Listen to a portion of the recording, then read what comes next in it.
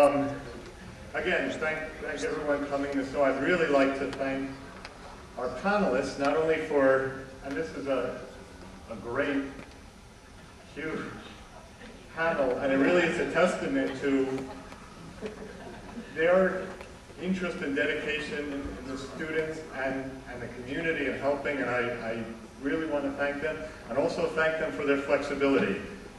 Entrepreneurs will be a little entrepreneurial. What I would ask, and I'm putting some on the spot, is that if it would almost be pitches, we'll just go right around, and what I would just like people to do is just to introduce themselves and just a few words on their area, from crime media, the press and publicity, etc. And just, again, a few thoughts. And again, to our panelists, I really express my sincere appreciation for your coming and participating and being flexible. So thank you, and we're going to start with Jeff, and say a few words and just pass the microphone around in a short session.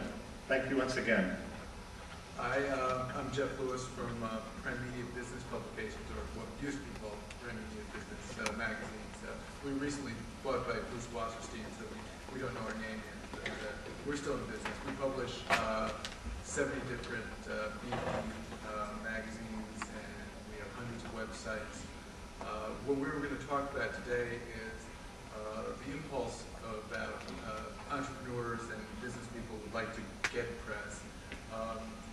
We have a little handout, if you didn't get one, I'll get you another one, which is slightly facetious about why you're not going to get the press that you expect to get. I think the essence of our presentation, which we will spare you, is that there's a big difference between public relations and advertising, and we wanted to sort of convey what it is that a publication would be interested in about you and your idea and your company. It's a very, very high hurdle. You don't have, unless you have the David Warwick story and the gift for gab that he has, it's really hard to break into mainstream media. I think the bottom line I would say is your best bet as starting out is to really focus on vertical media. I'm not making a pitch for our trade books, but find out the people who are the experts in the business that you're in, because the information tends to bubble up from the experts, Gartner's here, and they can talk about that also, that it bubbles up through the people with the experts who are the influencers, who are not the general media. You'd love to be the Wall Street Journal. It's not going to happen. But you might eventually get the Wall Street Journal if they read about you in who's doing kitchen cabinets, if that's your business. I said we have kitchen cabinets represented here somewhere. I think that's sort of my short answer. Mark will talk to you a little bit about where advertising comes in. Financial services, trade magazines, registered rep magazine, and trusts and estates. As David mentioned in his speech, that when times are good you should advertise, and when times are bad you must advertise.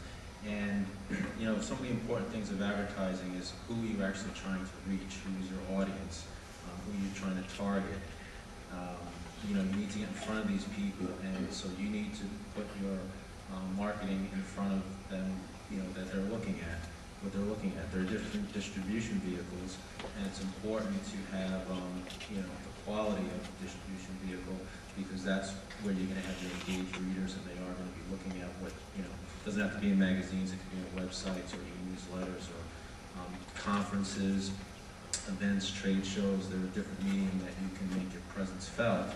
You know, some of them cost more than others, but, you know, that's part of your business plan, and it's going to be an expense that will, you know, hopefully maximize your ROI.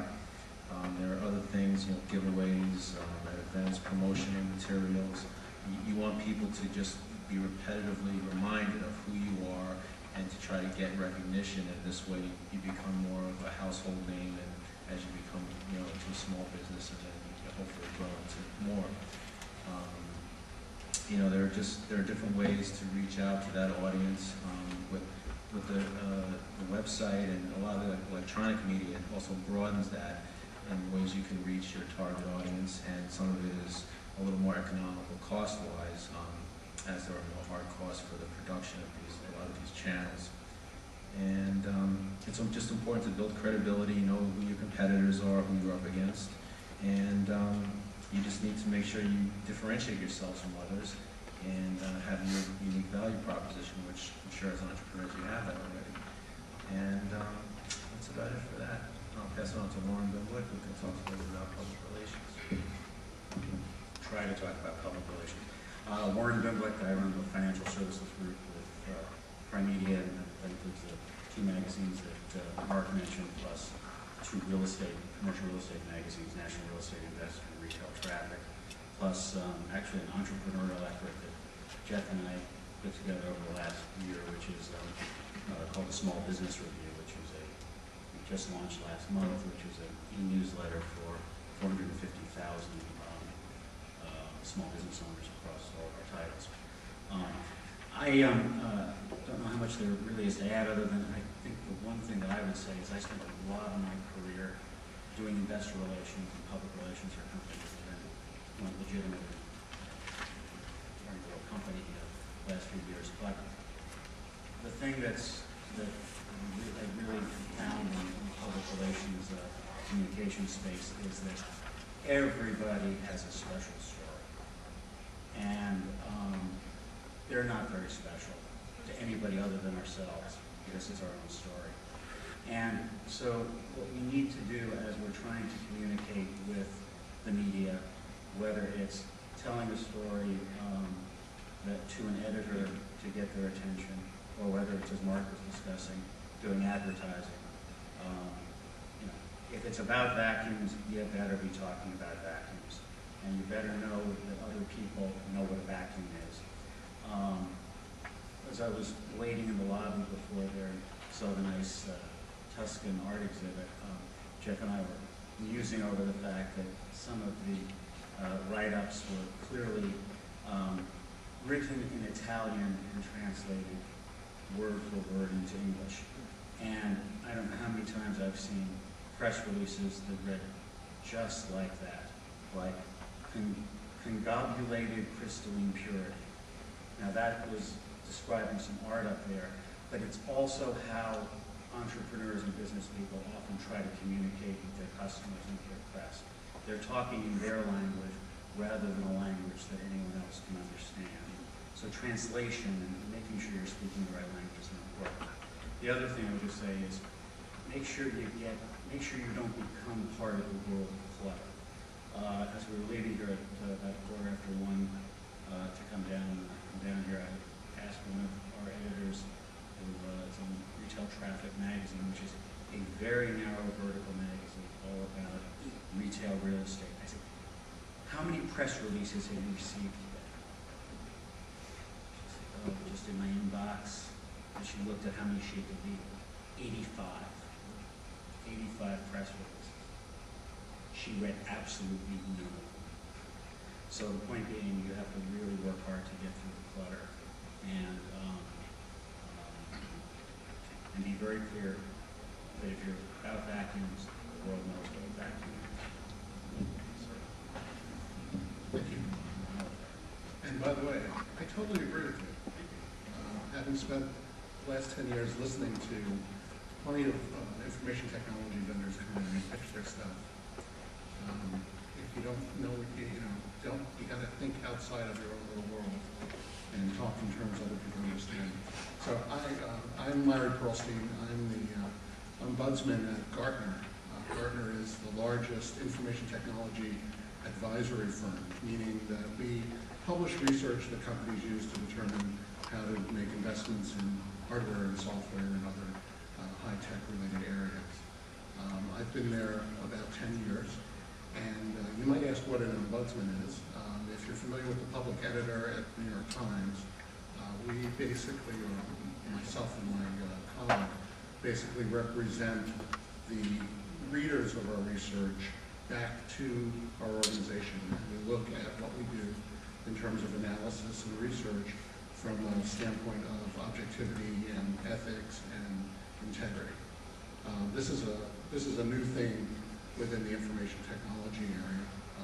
And it's really an outgrowth of a lot of the issues that have come up over the last few years, both on Wall Street and in other areas where, you know, certain people have tried to take certain shortcuts to get ahead in the world. And for Gartner, our integrity is our most important value. It's what our brand stands for. So we put an office in place to try and protect that. I was going to talk to you about what I've seen over the past 10 years living out in the Silicon Valley, listening to many startups, but actually the non-disclosure agreements that I'm under prevent me from talking about any of that stuff. So I thought, given this distinguished panel here, that I'd talk about something that I think is probably something most of us wouldn't think of mentioning. Sitting next to David here, it's the first thing that came to mind, and that is the subject of integrity. It is something that you have to hold near and dear to your heart.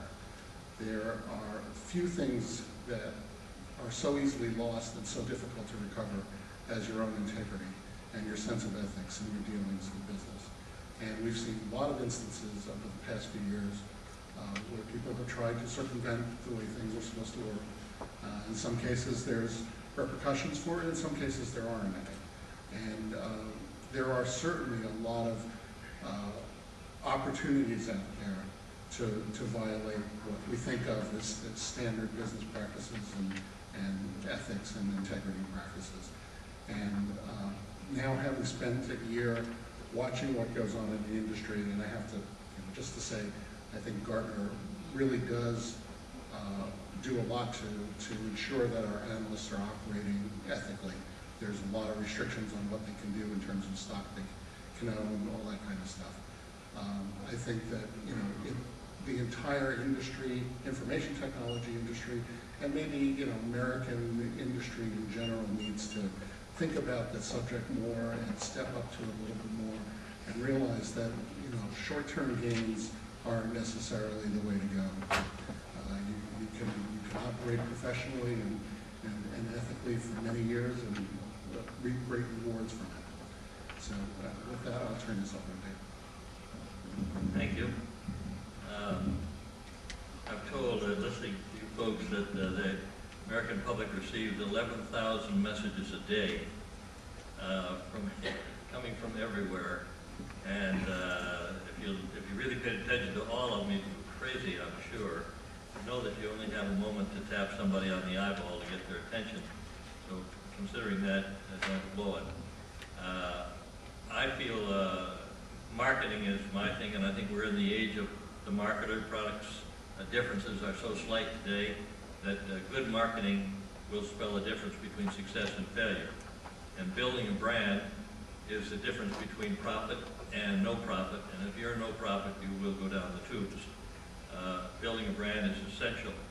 And I think that some of those factors that I've learned over the years is that, for one thing, any manufacturer that does not control his distribution will be controlled by his distribution.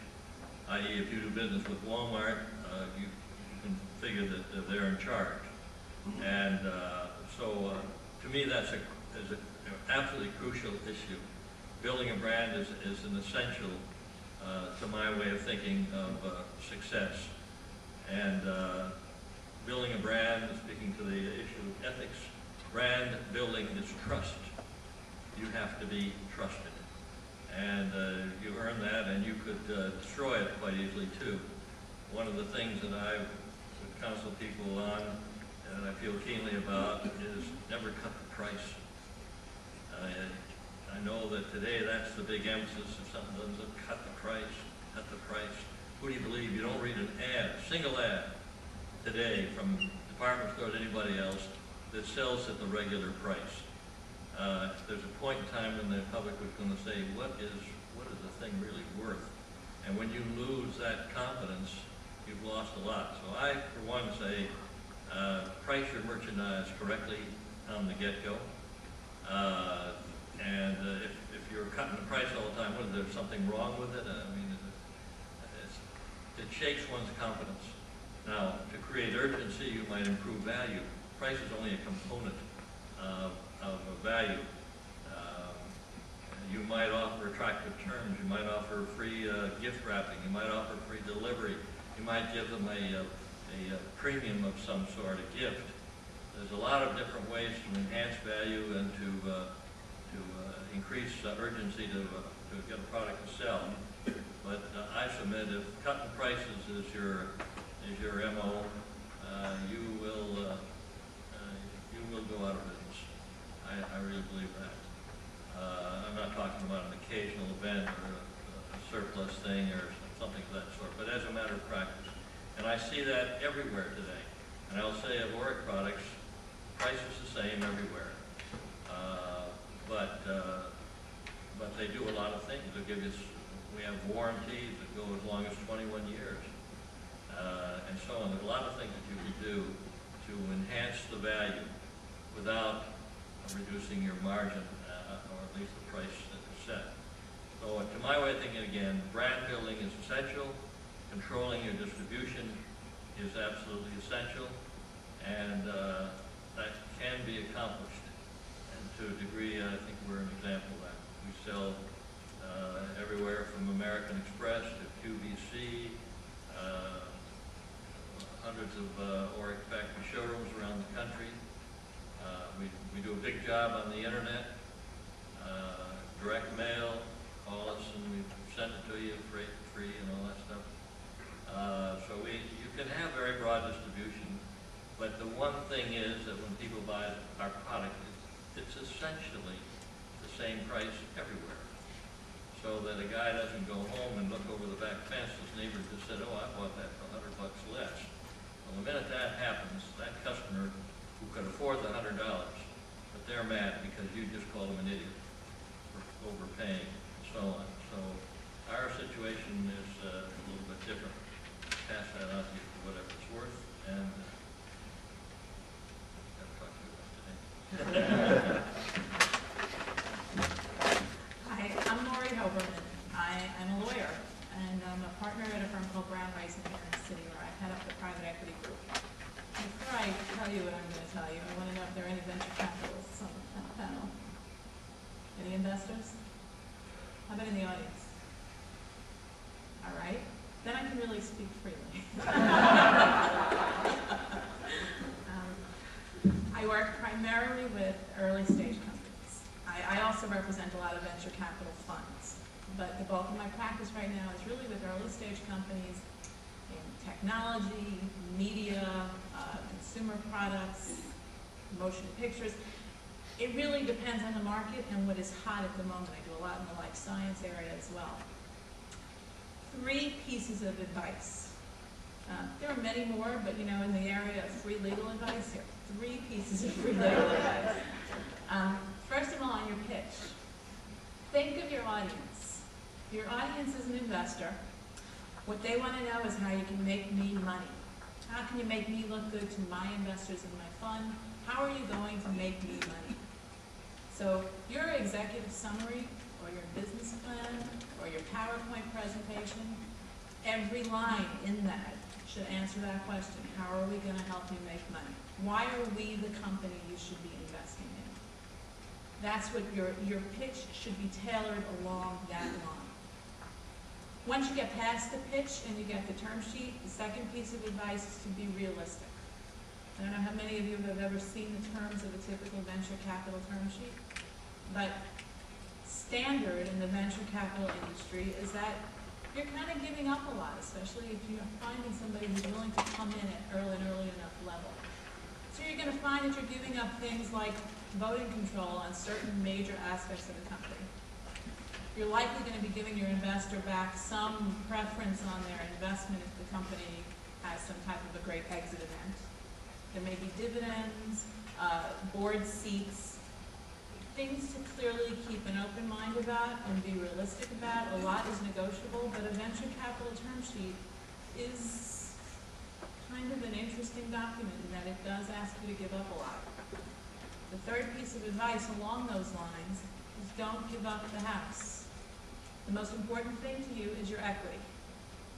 How much of that equity you keep is key, and it will affect how you feel and how the other founders of the company feel about working at this company. The company is your baby.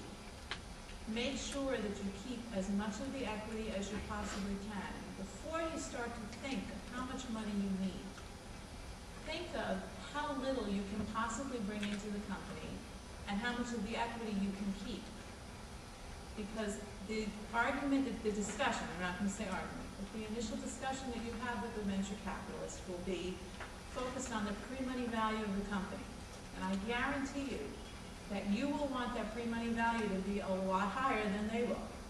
And it all depends on how much equity you get to keep.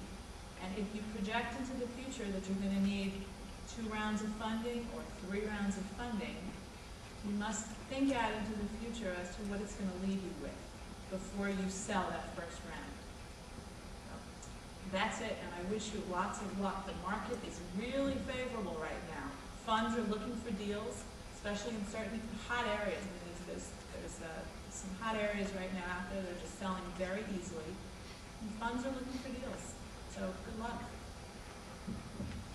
Thank you. My name is Charlie Ryan. I'm with JP Morgan Chase, Small Business Banking, and I'm the market manager for the west side of Manhattan. A little bit about JP Morgan Chase. We are the lead bank for small business here in the New York metropolitan area. It's a fact we're very proud of.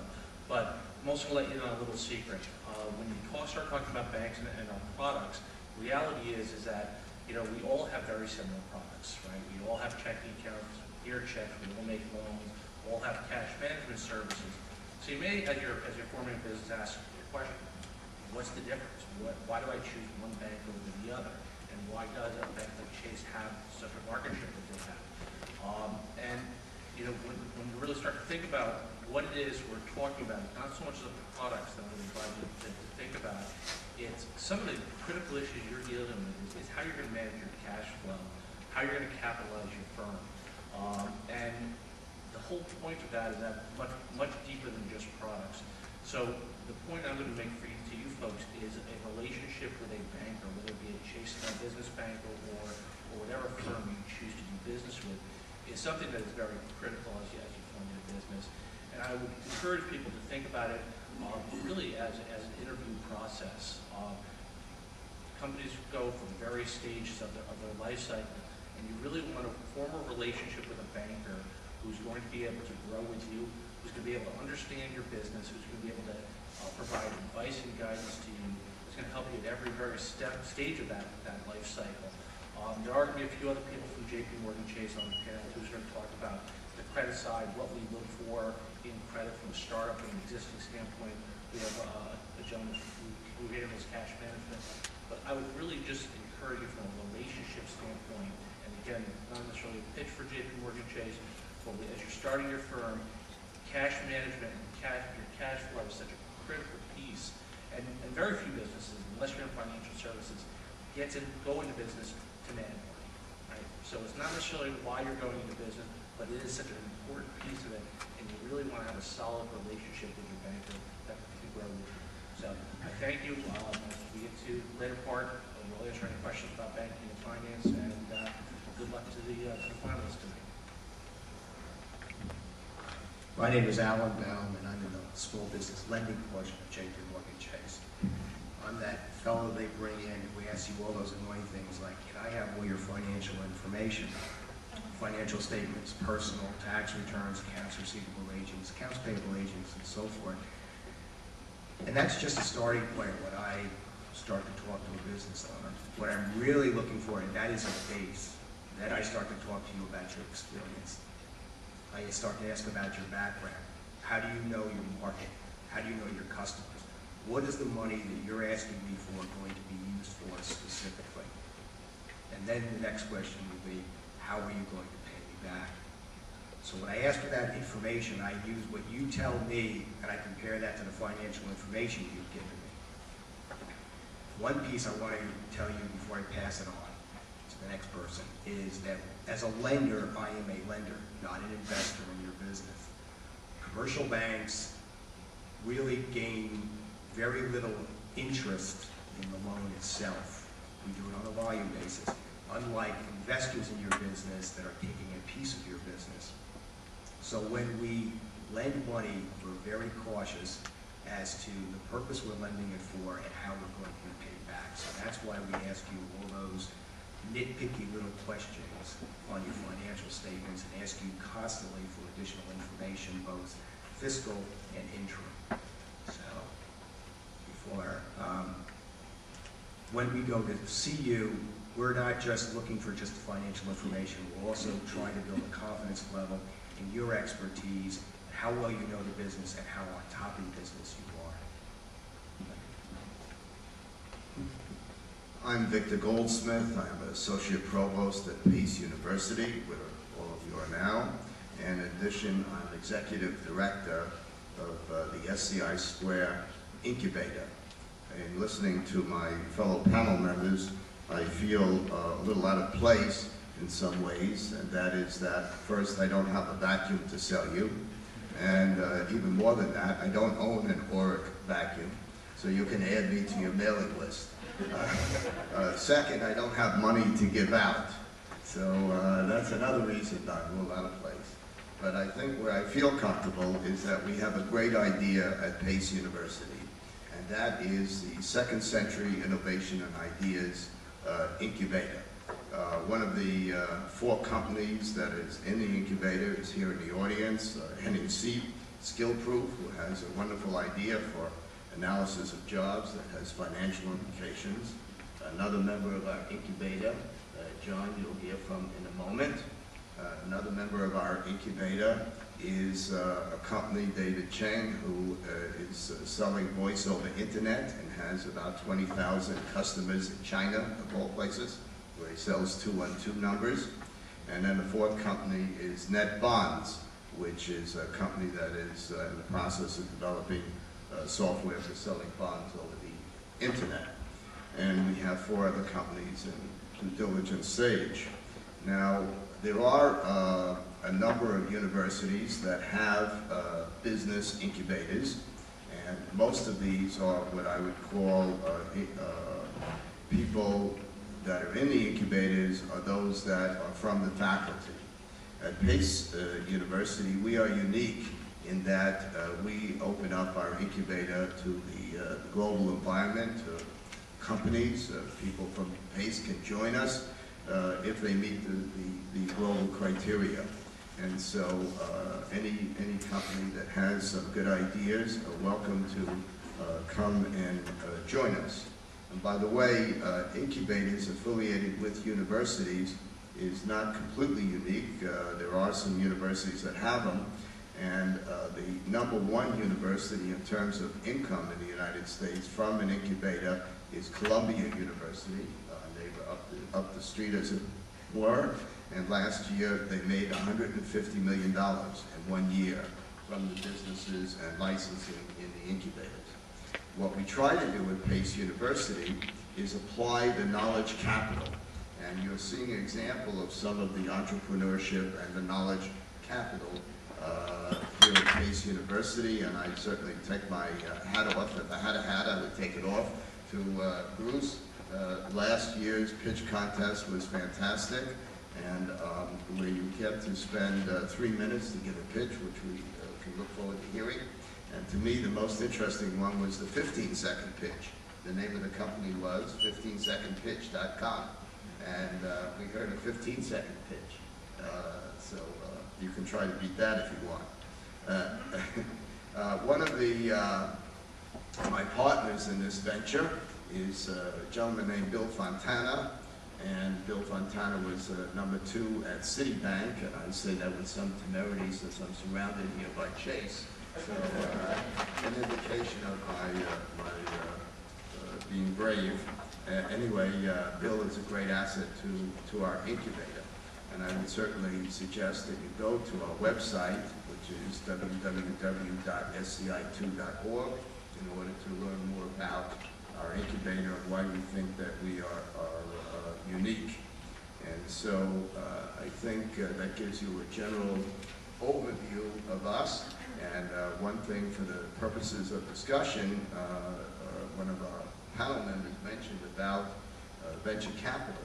One of the issues with this, and hopefully we can get into a discussion about it, is that we find that banks and venture capitalists are willing to invest tens of millions of dollars and hundreds of millions of dollars, but when you have a startup company that only wants a paltry $1 million, that seems to be harder to get sometimes than $10 million. So an interesting subject.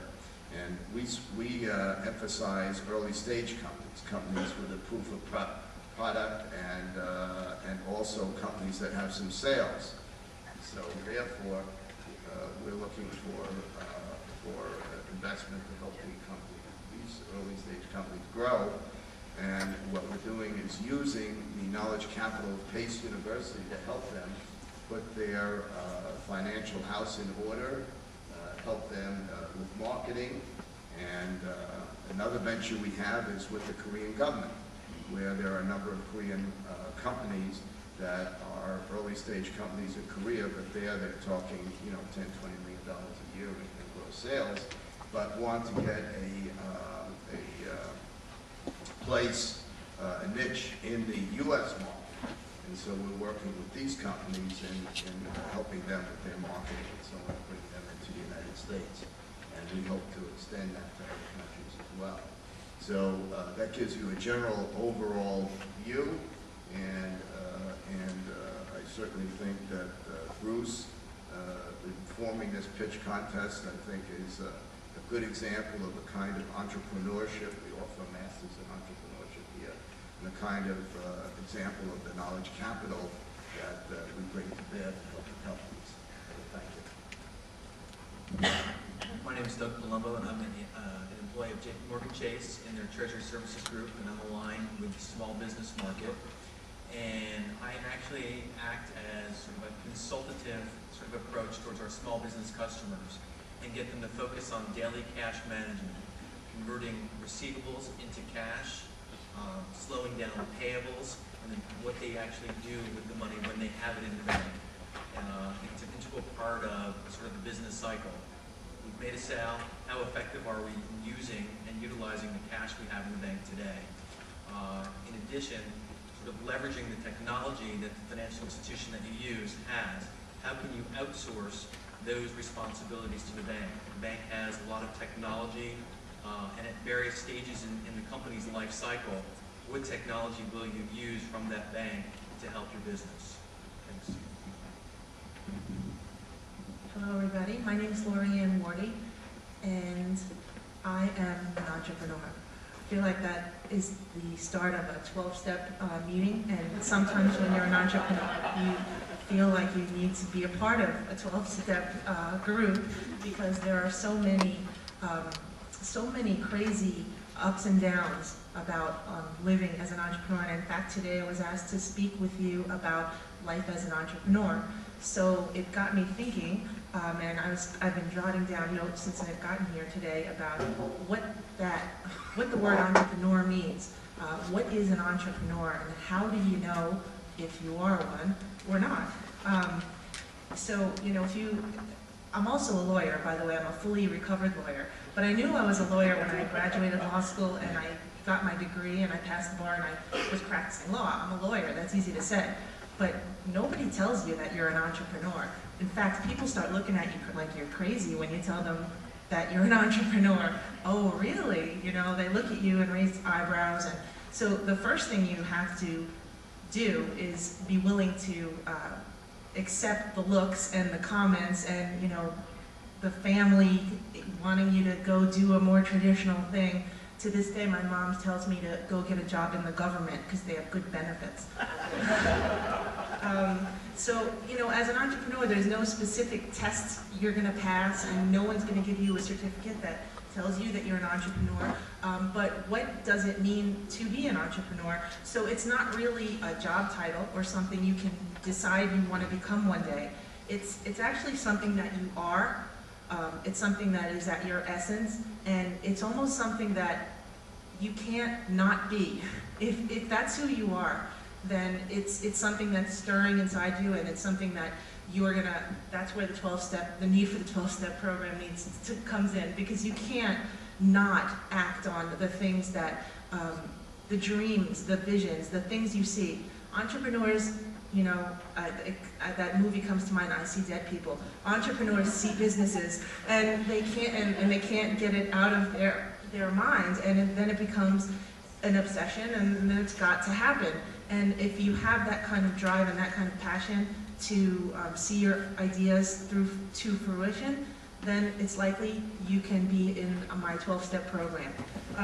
If you don't, then you know there's lots of great things you can do that are entrepreneurial, but in most cases, if you don't have that passion, then you're most likely going to be employed by an entrepreneur. Because if you don't have the drive to do whatever it takes and to make things happen for yourself, it's not going to happen around you. So I jotted down a list of things, ways you'll know if you're an entrepreneur. So the first one is you see opportunities where other people don't. The second is you seize opportunities that other people don't or wouldn't. The next is you have a can-do attitude. Even if you don't know how you'll get something done, if that's part of your vision, you know you'll figure out a way. And you commit to doing things before you have a clue of how you're going to get them done. And you just get started and you figure it out. The next one is you're humble. So whatever it is you're asked to do, you'll get it done and you'll do it without, nothing is beneath you if it's going to lead ultimately to your goal. So you do whatever it takes. The next one is you surround yourself with big thinkers, and you can never really learn enough. So you're inspired by people whose ideas and visions are bigger than yours, because that gives you inspiration and makes you forge forward. Whereas other people often are intimidated by people with bigger ideas or greater visions. So for you, it gives you energy. You're passionate about what you believe in, and when you believe in something, you are like a magnet. People just start to be attracted to you, and you can convince people to see your vision. Because if you're going to be an entrepreneur, you can't be a rock. You can't be. Is that the phrase? You can't be an island? I don't remember. But you can't be a one-person show. You have to. Nothing in the world happens without people. If you don't have the ability to connect with people and to impact and influence people to see your vision, then your vision, you could be the smartest person, you could have the best idea, but it's not going to go anywhere unless you can convince your banker, your venture capitalist, your investors, whoever else, to see the vision that you have for your business. So if you're a person who doesn't love going out there and selling your idea, then you need to find people who do, because another aspect of being an entrepreneur is knowing when to hold them and when to let go of something and give it away to somebody else who can get it done better than you, more efficiently than you, and more successfully. And let's see what else. I have a couple of other points. Dedication. Again, you're not going to get daunted when people raise their eyebrows at you and think that your ideas are crazy. And finally, execution. The most important thing, and this is my own big lesson learned, you can have all the great ideas in the world, but if you don't have a team to make them happen, it really doesn't matter. So you really need to, again, surround yourself with the right people and get the right people to help you get things done.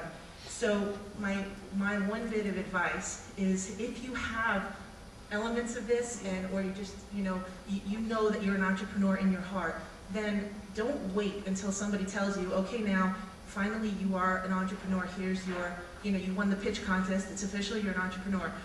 If you have that spirit, if you feel like you're an entrepreneur in your heart, then start being an entrepreneur right now in everything you do. Be an entrepreneur in your classes, be an entrepreneur in your internship opportunities, be an entrepreneur in everything you do. And I just had a Freudian slip, but I said internpreneur because I actually wrote a book on interns and how companies, small businesses, can work with interns to get projects done. And the concept is for people who are still in school, stop looking for the old-fashioned internship, that you get for a whole semester and you work at and you wait for them to give you a project. Be an internpreneur. See things you want to try. Have 5 or 6 internships over the course of a semester. Project-based internships. Try out different aspects of every business that is interesting to you, so that you have a variety of experiences and a variety of contacts and networks that you can call on in the future. And that's being entrepreneurial right now in the place that you are. You don't have to wait. And that's all. Thank you. I don't know about you, but I'll buy anything she's selling. My name is Miguel Centeno, and I'm the Director of the Marketing Division of the United States Small Business Administration. We are an agency of the federal government, and you can certainly tell your mom that there are terrific benefits to being a government employee, and one of them is to be able to participate in a great panel like this, and to be able to address people that are looking to really reach their small business dreams, and so that I can have an opportunity to let you know how the SBA can be your partner in that effort. But before I get into the details about some of the things that we can do, I want to name a few companies to see if you may have heard of some of these companies. America Online, Federal Express, Staples, Nike, Ben & Jerry's Ice Cream. What do these companies have in common? Well, at one point, all of these companies were small. And then they came to the SBA. And through a variety of programs that we offer, we help them to become the household businesses that they are today. So my hope is that somewhere out in this audience will be our next SBA success story. How is it that we were able to help these companies? Well, we did it through a variety of programs, and you can essentially think of them in arranged in three categories.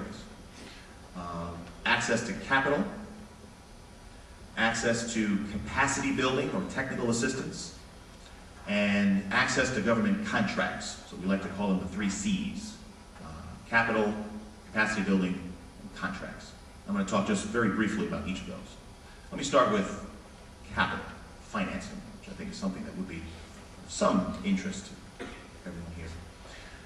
Let me tell you that we just concluded our 3rd consecutive record-setting year at the SBA with regard to loan approvals.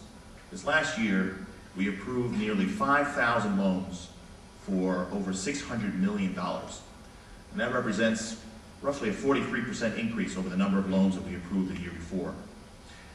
And I say loan approvals because the SBA does not lend money directly to people that are looking to either start or expand a small business.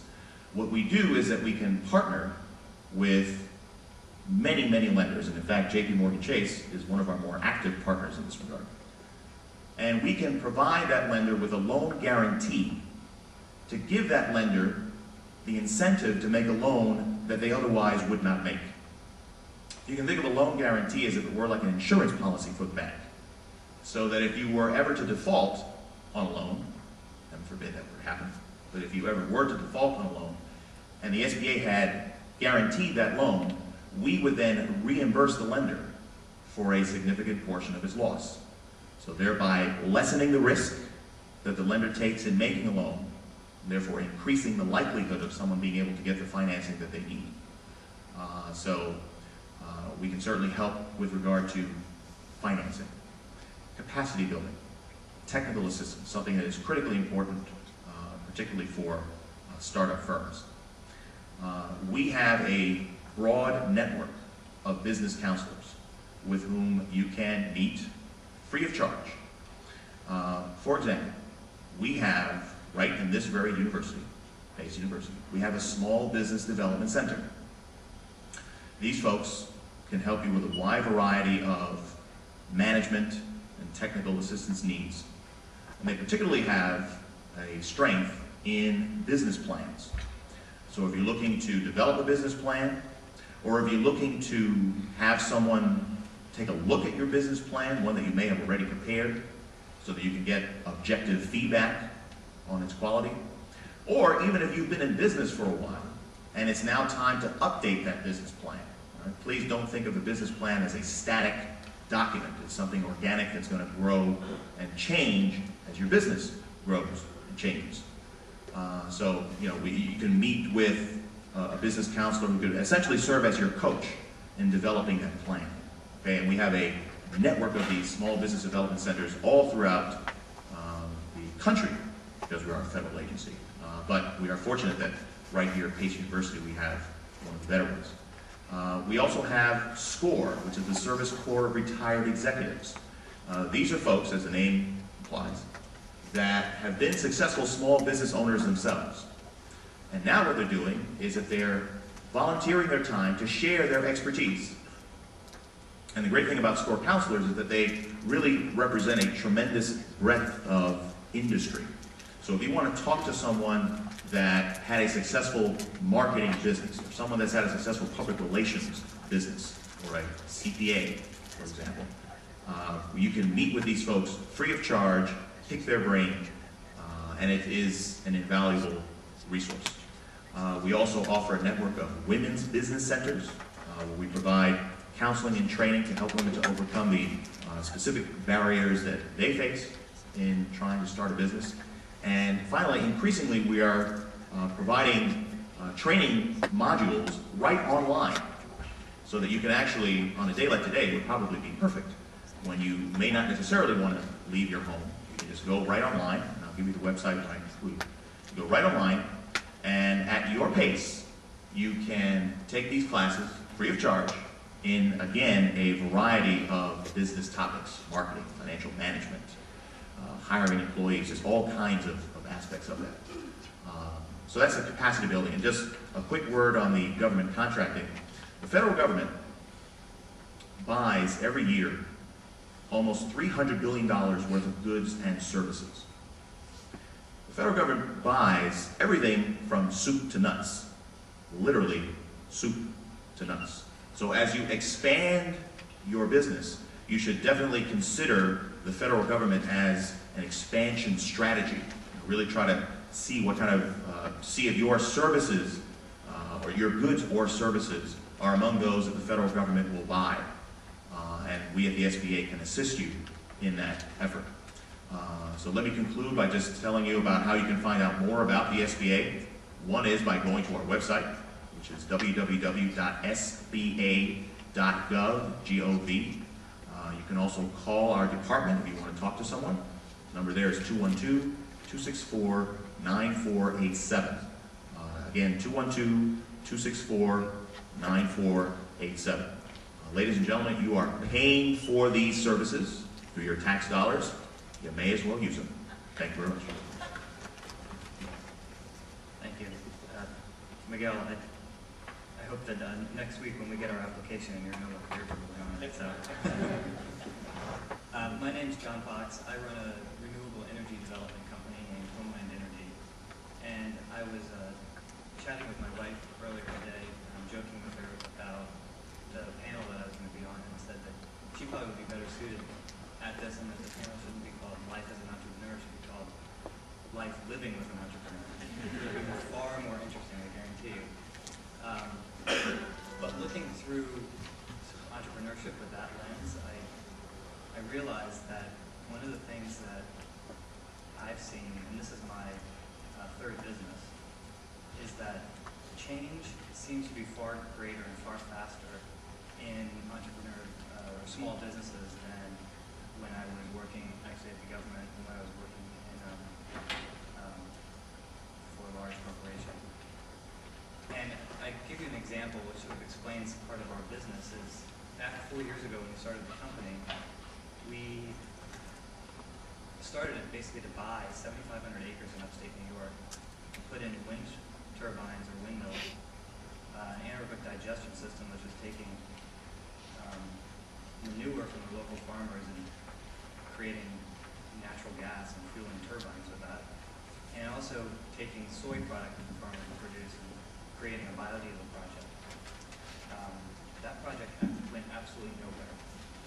And a year later, I was out in California pitching Honda to market their natural gas vehicles and their fuel cell vehicle. And today, we are marketing these vehicles and Honda's alternative fuel products all throughout the East Coast, and are involved in developing hydrogen fueling stations, the first two in the state of New York, where we also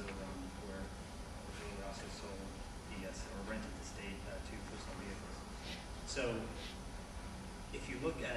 where we started, where we came in the middle part, and then you look at where we are right now, we're actually right back to where we originally conceived the company, and that is developing for these renewable energy parks. I think that to some extent the idea was a little bit too soon, and now with energy prices so high, we're seeing everyone and their brother literally looking to reduce their energy costs and coming to us, actually on the phone with us, asking us to come in and work with projects. But more importantly, just over a 4-year period, and I can give you countless other examples about how our business and my life in particular has changed because of that. I think what it boils down to is successful entrepreneurs and successful small businesses are those that actually embrace change and don't just write a business plan and say, I'm going to stick to this as a business plan, come hell or high water, because it never happens.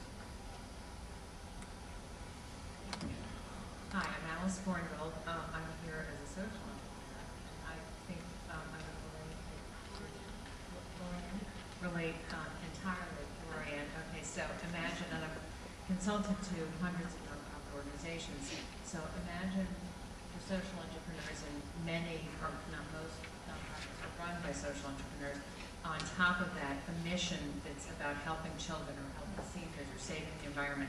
So then compound that passion and that determination, and it's really quite powerful. So let me ask, is anyone here pitching a social enterprise? One? Couple? Okay.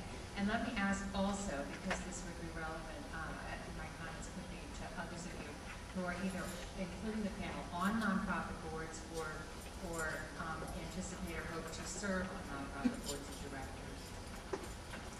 Okay.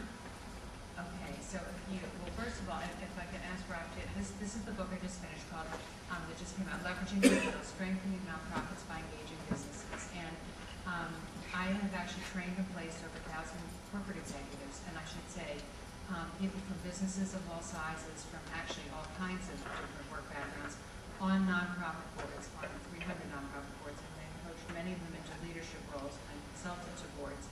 And in terms of social enterprise, and again, so many people involved in social enterprise who are building or running nonprofits or serving on boards, and in that capacity, often either as enablers or supporters or helping the social entrepreneurs, or even chairing boards as social entrepreneurs with that kind of mindset, there's that tremendous passion in terms of the cause. And I think there are 3 points that I would want to make. I think one key to, I think the keys to success, one is a really compelling mission, a compelling value. What is the important value that you're adding for the community that you plan to serve? How is that going to make this world a better place? The second, and this is really, really important, is creating a viable and sustainable revenue model. Now, when I say sustainable, it's a very changing environment in the nonprofit sector. It's just really challenging, and you have to be able to adapt your revenue model very constantly, because the financial structures the funding sources keep changing. The rules change constantly in terms of government funding, philanthropic sources, etc. So, and you've got, if you're running a nonprofit with even $3 million of revenue, you might have 20 different sources of revenue, and each one of them might have entirely different, a couple of you are familiar with this, different expectations, different payout timetables. It can be really complex. I've interviewed for the book CFOs of nonprofits who've been CFOs of businesses. It's so far more complex. So anyhow, the key in running a successful nonprofit is having a healthy, viable revenue model and being able to adapt it. And that means really knowing where is the money going to come from, and having the mix of revenue sources, which might be a combination of government, philanthropic, which could be part grant foundation, part individual charity, could be some fees, and it depends if it's an arts organization or health and human services or education, what that will look like. But if you're on a board of a nonprofit, what's most important is to understand where is the money coming from, where are we vulnerable, where are the opportunities going forward, and most importantly, as a board, how can we help? How can we help maximize and pursue the revenue opportunities? How can we mitigate the risks financially or prepare for them? We might have, as an organization, have to downsize or look at strategic alliances. So these are really important board questions. To the mission, as I said, making sure it's a compelling value and reassessing that in terms of relevance. And finally, so the mission, the revenue model, and the third would be the strength of the board. An organization, and I'm addressing you as if you're going to be heads of nonprofits, so social enterprise for those of you who are pitching to run a nonprofit. The key is a successful executive director or CEO, of course, but what you need are those components, but an effective board of directors. And what size that is and what the model looks like will vary depending on what you're trying to accomplish, but the key is having the right people. A number of panelists have mentioned that. Having the right people around you, and again, that varies depending on what you're trying to accomplish, but thinking really purposefully, what is the expertise, what relationships, what diversity, what do I need around me to get this job done? And certainly need people who are committed and who care, but being very purposeful about who you pull around you on that board can really be critical to the organization's success. So those I think would be the key issues if you're on a board. Make sure, think about how can I be adding value, and do focus on where is this organization getting its money and how can I help make sure that this is a strong revenue model